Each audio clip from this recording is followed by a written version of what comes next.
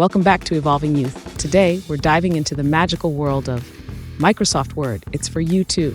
Learn to type, style, and create like a boss. Step 1. Open Microsoft Word. You'll see a blank page like a white canvas waiting for your ideas. Click New Document, and boom, you're ready to roll.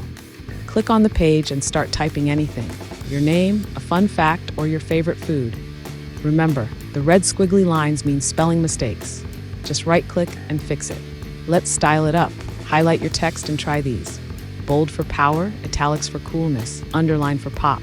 Now pick a font, serious, silly, or spacey. Click the Insert tab to add pictures, shapes, or emojis. Change your text color. How about rainbow words? Move things around and make your doc shine. When you're done, don't forget to save.